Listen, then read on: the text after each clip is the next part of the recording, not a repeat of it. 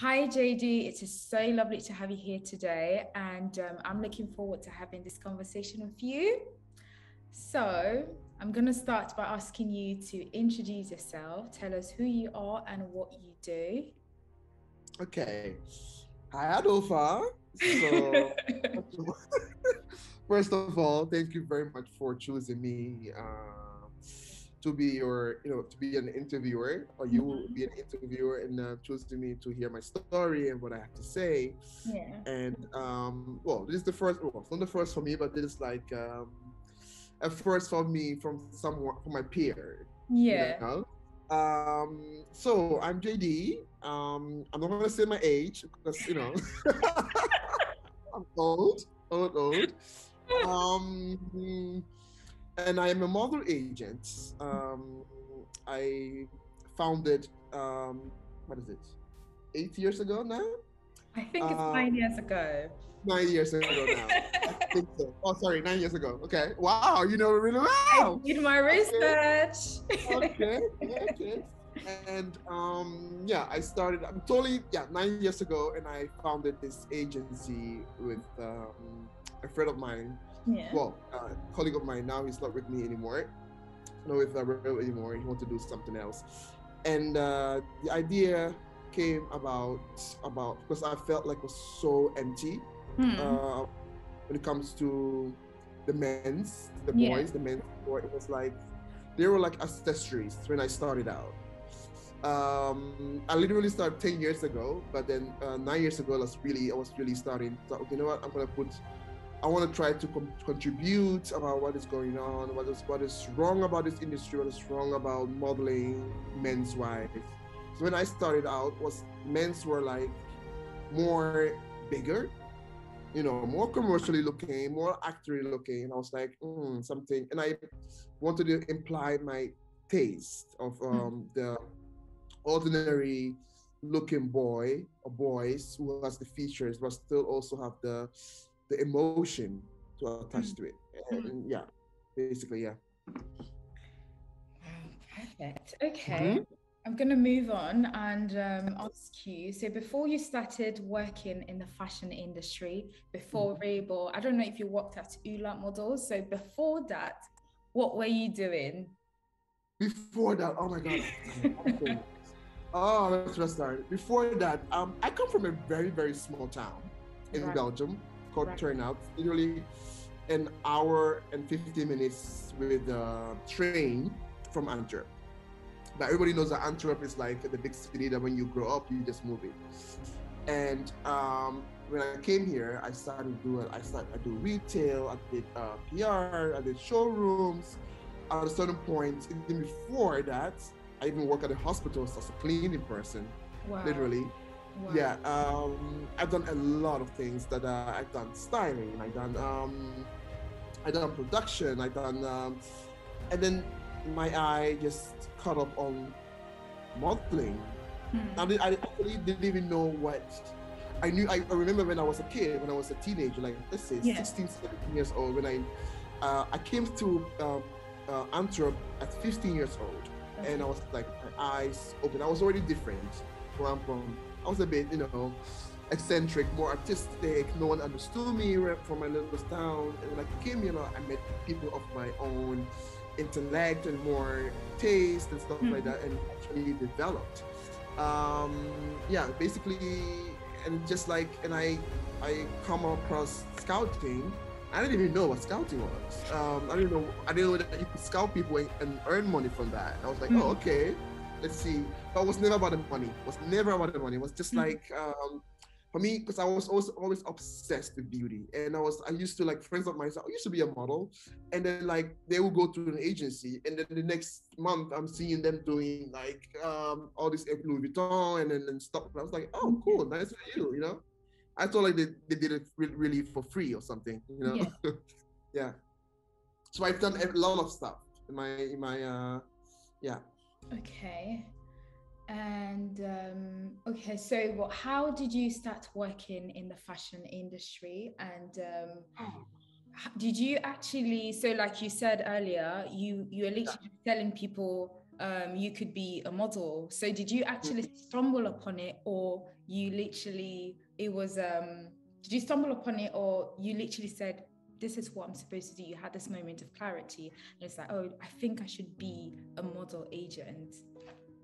Well, I think the good answer is that I think it's like growing up, being this is the first time I'm going to say on an interview or anything like being queer. I didn't even know what queer was. I knew that I was different, and I think like most of my friends were all obsessed with not per se fashion but style, because we always wanted to be different. We also like the music that we were listening to, the environment we were always different. And I remember like I used to be so obsessed, and I'm still obsessed with like I was watching fashion TV all the time. Yeah. And I'm talking about fashion TV from Canada, not like fashion TV from, with Jean Baker. And then I would see her interviewing all these top models, and I would like really like memorize the names and more interested, trying to look it up. And also like when I was a kid, my dad was very aesthetically. He was very aesthetically. My mom was very aesthetically. Everything in our household was very aesthetic. The way we talk, the way we like, the music. Yeah. And I remember like when I think I was 12 years old, and then we went to this magazine store in Antwerp. It was the first time that I was my dad brought me to Antwerp for a family dinner or party, and we were walking, I saw this magazine store. I saw all these magazines, and then I went in there and I was like, oh wow, like it's in my town. We didn't have it, we only have the commercial ones. You know what I mean? So from then on, every time I got an allowance, I would save my allowance and I would buy all this magazine. And until this day, I still have this magazine. I found about Dutch magazine, I found about The Face. I still have my first copy I ever bought, 1998, with Lauryn Hill on the cover.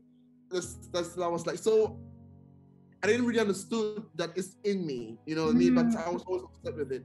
And then when I think 18 years, when I was 18, when I finished school, I was like, you know, I'm just gonna get the hell out of where I'm from the city, because it's just like, you know, it's not really intellectually feeling me, and I was not accepted, or I was not accepted for my way of thinking or whatever. And then I came to Antwerp, and everything opened for me. My eyes opened, my taste in fashion or style even opened more.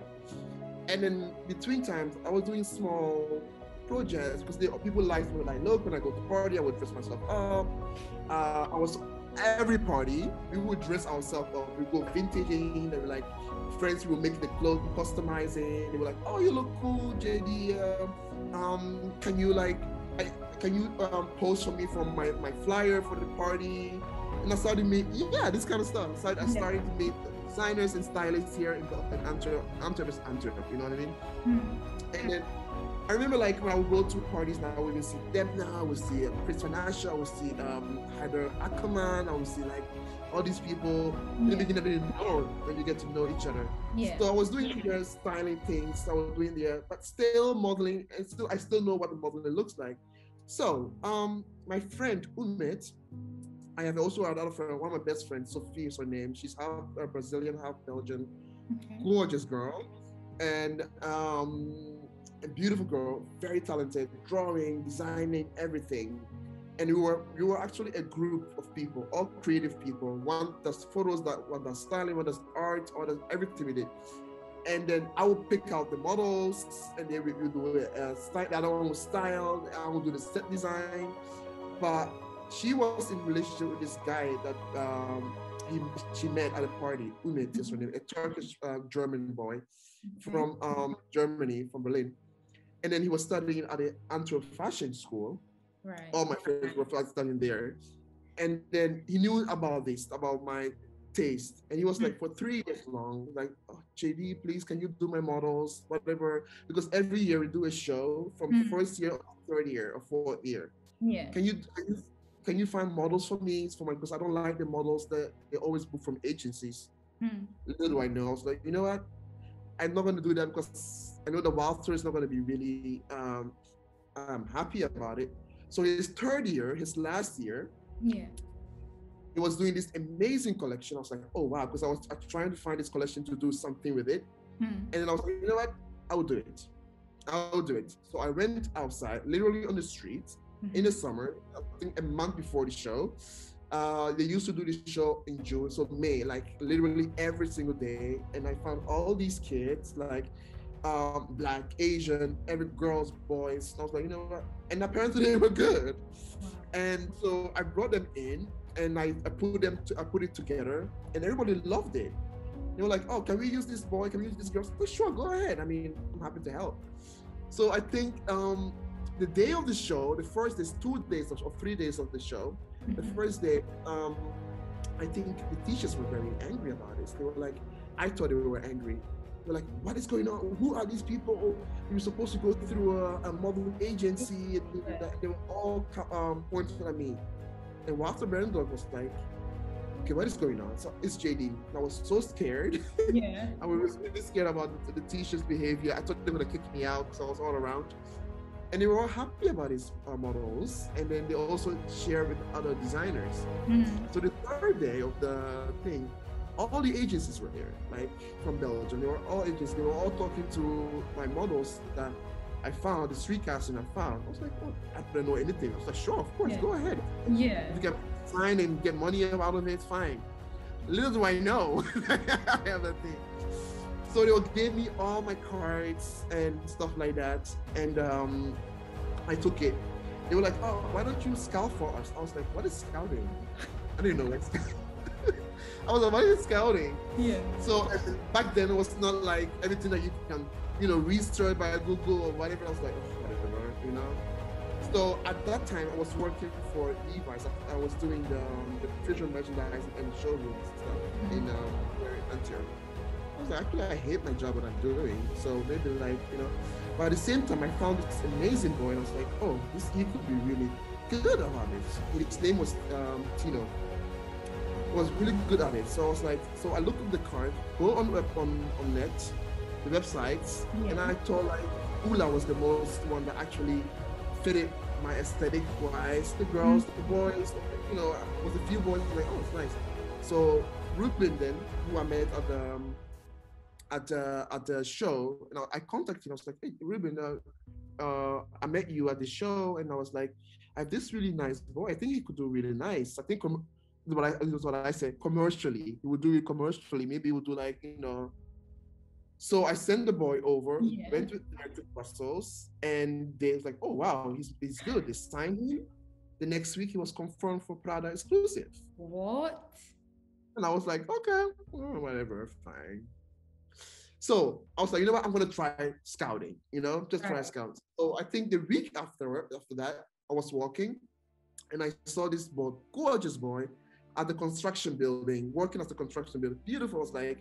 I was like, no one's gonna take him because like he doesn't look really like a model. But that's my taste. I like people, normal people that actually have beauty and that connect with the reality. That's what I always say. I told myself, if I'm gonna do this, I want to do that. So I gave him a card. It took him like a couple of days to call me. I didn't even have a card there. I gave him my number and my Facebook basically. And he gave me his Facebook. I added him. Took a couple of days talking to him. I was like, and he was not really good at it. And then he's like, he said to me like, I trust you, So I sent him to the agency, and here it is. Also confirmed for Prada exclusive. What? With no experience, you're literally getting at all. Prada exclusive. There is something in this. There's something in this. So I basically quit my job, part-time. I went doing part-time, and mind you, I just came back from Luxembourg. I lived there for a year because I was too much for me here, too much partying, family problem, relationship problem. I was like, you know what, I'm gonna leave. So I left to Luxembourg, find a job there, and all my savings, and I lived there for a year. And I was like, that place was so boring, so I came back. At first I didn't even have a place to live until a friend of mine offered a place that he was leaving to Dubai, so I took the place. So I know myself, so I saved some money. So I'm like, oh, it's gonna be very hard. So I was like, you know what? I think something's in there. I'm gonna do a part-time job that I'm doing, and then a part-time scouting. Yeah. And it started, and I was finding all these characters and stuff like that. But Ula didn't want these boys because they were not commercially enough to make money, but because they were more into the girls. Yeah. It was also like, it was like, oh, the boys never do it. It's like, So I was like, you know what? I'm gonna do it anyway. So my friend Li Wei Sui, he's doing really well now. He lives in Paris now. It's this Swiss Asian Chinese actually guy who moved to Antwerp, and he was like, JD, you have to do this because you always casting for me for my shoots, and like, so I started shooting. And I remember we did our first big casting. The boys I casted, also friends of mine. I thought it was really cool, and then just normal kids. I hope I can find these pictures. So I said, you know, JD models. I said JD models. JD model scouting or something on Hotmail back then. So, and I was like, I started to give some models away to other agencies, like $200 a day. And the boys were working Rick Owens, they were working Magella and stuff like that. I was like, so the owner of, at the same time, I'm still scouting for Ula. Yeah. And working there and trying to like. So you were working like part-time for them? No, I was part-time scouting. It became like full-time for me because like every single day I was doing the night parties, going to school. I remember like the first month I was doing that, I would go and stand schools, the whole because they have a break from 12 o'clock and then 1 o'clock back, and I would go for 12 o'clock. I would stand there. I go back home, and by 3:30 I go back to the. I remember that statement. They called the police on me because they thought like I was like, you know, some weirdo. I was like, fine, but I keep doing it, and yeah, and then I started coming to be like, okay, maybe I should just like keep my taste. So Ruben and I were talking about, why don't we just do something like that? So the owner of Ula Models at the time said like, oh, he invited me over to Amsterdam. I didn't have a contract, I didn't have anything, whatever. I was still finding like really great models. I found this amazing girl, Damaris Goodly, and whatever, all these things. And he was like, what is your taste, JD? And I was like, actually, I don't really like the boy that we have at Ula, because the boys are so, for me, empty and passe, and like all the color, and it's too pretty, and I think like the world is really changing. And for me, coming from where I come from, I come from, you know, losing my both parents very early age on, taking care of my siblings, and like I've seen life, I've seen pain, and I've learned so much. There's so much knowledge in me. I maybe it make me see something more deeper than just surface. And he was like, if I invest into the, should we do it? I was like, of course, I would love to do that. And then this is how it came about. And then we came up with the name Rebel. And we just, for a year or for months, at least 4 or 5 months, all I did was scouting. I would go everywhere. And I think at the first season, Ruben and I, of course, the first photo shoot, a friend of ours, Nicholas Kenyan, did the photo shoot. I think he did it for free or something. And then we started. And I remember like, I think we scouted like over 25 boys. 25 boys, all different, like all this type, like one who has this ears, one have this nose, all have this, that, all kind of kids inside. And I remember that I was first booking. I remember we rented a bus to go to Paris for a casting for Magella. And the other one, Peter Mulema, the husband, I forgot his name, who's now is at Bottega now, who's doing Bottega. Matilde Blase. Matilde Blase. He was doing Magella back then. And I think we have 14 boys went for casting, and we hired a bus. The boys went alone. They have an amazing time, and they came back, and then they called me like, JD, we can confirm can confirm 7 boys Wow. for the show. That was our first booking. Because we tried, no one wanted to work with us. Didn't have any product. Only no one wanted to like really go into it. And then I think it was also the first season that Pierre Giorgio and Sam was started. Wow. Yeah. And then like it started like that, and it went on, and it was different than everything is doing, except for tomorrow on the day. But I tried like not to be the same, try to have different type, and I think mostly is for me to scout is emotion for me. For me, you can be the most gorgeous, the beautiful person, but you don't have that emotional, intellectual, emotional something that people can recognize in them. That's enough. It's not beauty for me. Basically. Wow. It's a lot. That's a lot. Oh my God. I don't have known. Let me see the next question I was going to ask. I think you actually partly answered it. So Rebel Management launched in 2013. That's about 9 years ago. How did you build your vision for Rebel from the ground up? So how did you actually get? So you mentioned how your first booking was booking 7 boys. Yeah. How did you stay with it until it became successful? Because what we find out these days is that a lot of people start things but do not stay till it becomes successful because they're impatient. So how did you build Rebel from 0 to what it is at the moment? I think that the first thing that I really thought was very important was that the vision for me was like the vision and stay with the vision.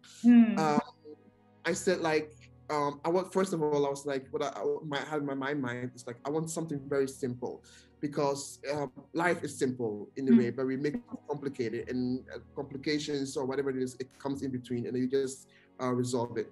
I think it's just like, first of all, the website, I was like, until this day, the website is still with the password. So till this day, from day one. I've tried to get in, and they're like, do you have an account? You can register. Clients, and I was like, brilliant. Brilliant. I was like exclusivity. Your client feel like, you know what, I'm part of something. Yeah, exactly. For me, it was like, first of all, I want to do that. I wanted to create magic, first of all. Second of all, I wanted to create a community. Because in my social standard, or my social community where I'm from, Belgium, I'm not going to say Antwerp is different. Belgium, we are very dislocated. We are very, it's this one against this one. It's the Moroccan against Belgium. It's the black against that. I want to do like, if I can create a community, I want everything to be equal. I want a communication. I want a conversation. I want a conversation. And it went by flow. When they meet each of these boys and a couple of girls in the beginning, they just bonded immediately. And that inspired me. That inspired me so much. And then, I mean, like, there was like a couple of queer among them. I found out that they were queer, like literally a year later. And even though that it's so visibly, and I was like, they didn't know about each other, and they were just, everybody was like, it was like a family thing. And I was this mother figure, and they were these kids, and they were taking care of each other. And then the vision came and just developed. And I think like I've learned to understand every one of them personality. It's not always good. It's not always bad. That's something I say, oh my God, no one is perfect. So I have to take that. And then it came like that. And I think it's with that. It's with the nurturing each other or building each other up. And even in the beginning, there was no contract. I didn't want to do contracts. I wanted to do just like by trust. So I felt like if I'm going to do this, I just want to do it like organically, you know?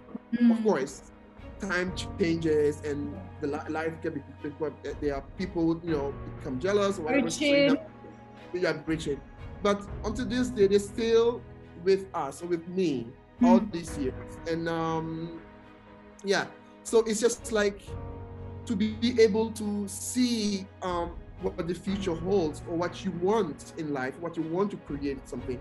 And for me, like the most gain or most ideal reason was like, I wanted to, and I felt in the beginning that this is going to be a very political thing. It's going to be, I don't want to do a sensational thing. I just want to make sure it's political, that people can start communicating. And I think it started with youth. I started with young people, because I was aware about whatever racism or white supremacy. I always knew that. I experienced that. And telling someone not to be racist, or telling them it's not like, I think we need to get to each other. And that's where actually the idea or the mothership of Rebel A is started. And I think that's why I keep doing, because every season I get inspired by these kids. Every season I get inspired by what's going on. And I just like, yeah, mentally also, like I just need to make sure that this, and it goes organically, basically. But you have to be on it. I feel like if I diluted the vision, it won't work. Wouldn't work. And also maybe it's because I had a space to do it. I have the fully freedom to able to do it. And also could be also like, I've never worked in other agency before. Some agents are like, are here, are there, the next month are there. I've never had that. Wow, and that's so interesting. No. Yeah, and I always say, like, if I ever leave Rebel, I would never go to other agency either. Because like, it's just like, yeah. Because I just, yeah, it's for me, it's, some people call, tell me, JD, what you do is, what is the word? It's, creating. Creating, and I understood about this, like, and it is creating, and it is in a way artistry, but I don't want to be that artistry. I think it's just like life itself is art. Life itself, or living itself, is artistry. I think if you have your vision right, and if your heart is in the right place, you should be able to work about it, and that's what it is. Yeah. Wow, that's a lot, because you know that I actually thought that you literally worked somewhere before moving on to actually starting Rebel. So it was literally just something you had in your heart, and you literally just following it. Yeah, just having me. And here's the thing that I think also, like, because growing up, I had 2 or 3 dreams. For me, myself, I always wanted to be a dancer, because I used to dance when I was growing up. And also the second thing, was I want to be a social worker. That's all I was thinking about, social worker, because maybe from my past, my growing up, the pains. And then I come across to this job of this thing, and it is social working. And that's why I think it's also, that's why I kept doing this, and this also being so successful and growing and being what it is today, because it is it's a social control thing. It's like you deal with human beings and all the complexity it is, and I feel like if they can accept me, why can't I accept them? That's how I see it, and that's also one of the reasons that it is what it is today. Yeah, it's social working. Wow. Yeah. Okay. What else? I think the next question I'm going to ask is about, so you've spoken about your childhood a bit, so I'm going to ask you, so how did your childhood affect who you currently are? So what were you exposed to that prepared you for who you are at the moment, especially because a lot of people grow up in environments that they do not see who they aspire to be. How can one expose themselves to their dream? How do you actually take yourself from having those dreams, but yet you do not have people who are around you who actually have the same dreams, or someone who is close to you that has achieved something that you want to be? So how do you actually take yourself from that point to where you currently are? Yeah. It's a long way. First of all, like, I grew up, my mother, God bless her soul, was a religious person, a woman, very intellectual. She could not even read or write, but she was just beyond. And I was, my father and her split when I was literally infant. Actually, I'd never never met my father until I was 8 years old when I came to Belgium. When you brought me in because of family things and stuff like that, it was like they were pushing him to take care of me and stuff. I'm the youngest of my mom's side. I'm the of this 8 children, and I'm the middle of 8 of my mom. Yeah. They have one child together, and that's me.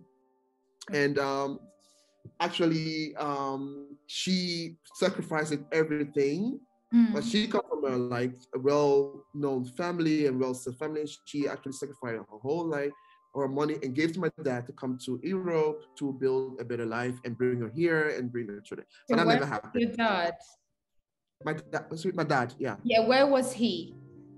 My dad was here. My dad was in Ghana. So I was born in Ghana. My dad was in Ghana. You were born in Ghana? I was born in Ghana. Oh my goodness. Okay. Yes, I'm from Ashtown. And then so I came here when I was 8 years old. Yeah. Never knew my father. I was always longing of my father. And then like I met him. I was like, I have this fantasy in my head. Oh, that's my father. Little do I know that was not the same as my mother. A typical African Ghanaian man and stuff like that. It was really hard. And I years later I found out about my own thinking. I was like, okay, maybe something that he was taught to use, whatever. So I've been traumatized, I've been abused, I've been abandoned by a lot. But the beautiful thing is that my mom I feel like she already prepared me for, in a way, what I will be like. She knew I was different. So I came to Belgium. I have to learn the language at 8 years old, and I think I learned in like 6 months time. And by the time I could read my Ghanaian, because she gave me her gift that she gave me was the Bible, and I still have the day. And by 8 years old, I know how to read the Bible in my own language. So education, was a really big important in our life. So when you have a father like that, he expects you to be a lawyer or a doctor, all these kind of stuff. Yes. But if you don't have that admission or that passion, then he doesn't really see you as a thing. And at the same time, he recognizes you that I'm more softer, or I'm more, even though it doesn't show, I'm more emotional. So come this fixation of, let's say discipline or abuse. That's basically what it is. And life is weird because like this is the man that I fear and love at the same time. And then when I was 15, he passed away. Wow. Okay. A year before my mother passed away.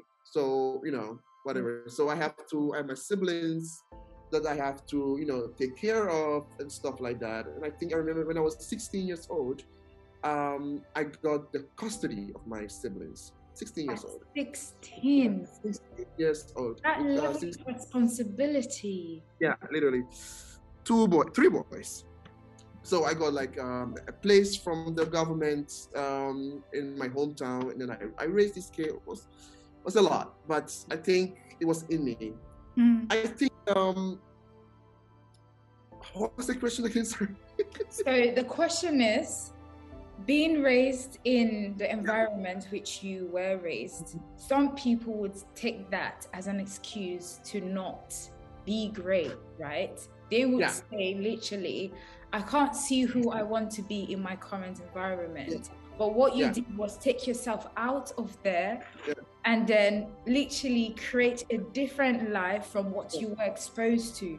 So how can someone who is still in this situation and saying, I want to be this, but I can't see this in my environment. I can't see my parents being maybe working in the fashion industry or in arts. So how can you take yourself from being in for me, it was I always, as a young boy, I always understood that the narrative was never correct. How I was raised, how I was imprinted, what I was supposed to be, and I always be. They will tell me, why can you not be more Ghanaian? Why can you not be more like your big brother? And I'm like, I'm sorry, I want to go and work in a factory and just be happy? I'm sorry, no. you know. I think I always wanted like, for me, first of all, I think to do in my life, like I wanted to like break the cycle of poverty, break the cycle of the male dominance or the inferiorism. You know what I mean? And always like, you know, it's just like, for me, it's like I didn't want to become what my community was like. The way they would talk about the society, the way they would talk about white people, in a way they kind of praise white people, or like, you know what I mean, like that. And I was like, no, I'm sorry, it's just not that. I am my own individual, and I'm not gonna say color was not the issue, but it's just like deep inside of me, I'm more bigger. Than so much more. You expect me, and I think like it's just with life, things going on, it started to develop. I think it's just something that was just in me. And just something that was in me to, and also like, you know, coming from a religious background or a faith background, I always prayed for, you know, one thing, just wisdom. That's all. And I think it's just, it's grew me up. Yeah. Amazing. Yeah. Let's see, what other question am I going to ask? Okay, I'm going to ask this one for the agents in the fashion industry who are always blown away by your performances. You know, there's something called, I'm going to do it the JD style in the industry. Yeah. I literally like, I was in Milan not long ago, and everyone was like, oh, the JD style. Everyone knows you. Everyone knows that you literally just come to town and book all the shows. You come with all your models, and it's like, oh, I'm going to do the JD style. You have like the highest number of worldwide exclusives. Like, I don't know how you do it. So my question, I'm asking this for the industry, right? Okay. How do you prepare for the season? What structures, what systems do you have in place to ensure that you have a great season, that you have a JD season or a Rebel season? I think, yes, and I'm going to give this tip or hints, and I hope it helps other agents, especially mother agents or scouts, especially. And thank you for the compliment. I never realized that, or never really acknowledged that. But the thing is, like, I've studied people's taste. I studied the client's taste. What I do is, like, I try to have for every casting director or every client that I work really well to find what they're really actually looking for. What they're looking for. Also, my thing is, like, I scout only for models that I want to see on the runway. You know what I mean? But I want to see on the campaign. Yeah. So what I want to see the something that people really are paying attention to that, and just like make it a normative thing. So also I think over the years, it's like I think the clients and the customer feel like we are collaborating, and that's what I feel like it's collaboration. It's just like they give me ideas, like I give them ideas, and I because I think in a way I translate their vision in a way. Yeah, bridge to reality. Yeah, I really like, and I think that's what it is. And I prepare myself. So when one season is done, darling, I forgot about that season. Totally, that's my thing. Totally forget it. Yeah. And I work on the next season. I want to like top the next season. You know what I mean? Not per se for like success or like being I want to be the best or what I want to be. I don't even talk about. It's just like it's just the work itself, how it's going. I want it to go to the next level for the energy to flow more. And should not stop. And again, it's a burden for me. It's really a burden. I wrote in my things like I take it very, very serious because I feel like I get these messages from mother agents from Russia, from Africa, from Nigeria. So JD, we look up to you. One guy from Nigeria said like, "Oh, you taught me everything." I was like, "Oh wow!" If I can flow this energy and they can be inspired by what I'm doing, and they can also, because they are, first of all, how I see it, like they are contributing into how young kids or young black or young white, whatever what they're looking are. They give Yeah, them information like you exist, you are there, you can be also great. You know what I mean? that's true. Yeah. And just that's how I start. Like for example, when I see my models on the billboards, it's not because they're on the billboards. I'm not looking at the billboards. I'm looking at the people who are looking at the billboard, and I start crying. That is what it is. And as an example, it's like Mustafa, for example. Yeah. And Milan, you have a lot of Senegalese people. You know, they're all usually Deliveroo drivers. And then he did this intro campaign. Yeah. Very iconic. Like he's doing like, it's like, woo-hoo, it's like I saw it. you know what I mean? And it was huge. Yes. And I was with Lola. Lola, I was like, JD, look, Lola did the campaign also. I was like, oh wow, beautiful. And I just turned around on my phone. I turned around and I saw all these guys, all these boys from that looks almost like Mustafa. Yeah. They're all with the bicycles. And I'm not it's not like for 20 minutes long, they were standing there watching and taking pictures of that. Oh my God. And that energy, and I was like, wow, because we all know that Milan is very racist, and I've been through that. I've been people have been racist to me, you know, and I'm wearing Prada shoes, you know what I mean? And when I saw that, and I was like, that is what it is. Exactly. That is why. That is what you do, because it's just you give them information like, okay, they can do that, not per se in fashion or no, it's in modeling, but they can do it anything they want to be in. They are not like, and that's for me how I see it. When I like one Asian boy, Tommy, beautiful boy, and beautiful, but he's shy and he's insecure. But like when you see me, he's tough. He's always like, and he was in a bus in Brussels, and someone said he did an H&M campaign a couple of seasons ago. And it was everywhere in Brussels, and he thought like there was some people laughing at him because you know it's very insecure. And they come close to him. They were like, "Oh, we know you. You were at the billboard." And like, and that is what it is. And these kids, they were Asian as well. Wow. You know what I mean? Yeah. So, yeah. Just for me, like if I feel something is needs to happen in the industry, it needs to happen in the world, it needs to happen in the community, I try to push it. And I think it comes across to clients also. It comes from the casting director, and then also they know me for 10 years now. Most of them are friends, and they know I will always deliver, and they know that the kids are taken care of, and they know like and I don't let myself be intimidated. I'm not scared, or I see them as just normal people. We're all doing our job. Yeah. I think most agents are most of them are.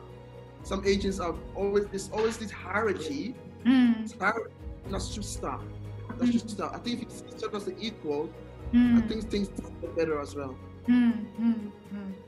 Yeah. Thank you for that. Okay, I'm gonna ask you the final question. Oh wow, final. Okay. It's been so informative. This has been amazing. Yeah. Oh my God. It's funny. The JD style is really okay. The JD style is a thing, you know. It's a thing. Yeah. Okay. Final question I'm gonna ask you for today is, what is the process to greatness for you? Wow. Because of a really great one. The purpose of greatness for me. The process of greatness, yes. Process of greatness. Yes. Oh, that's because I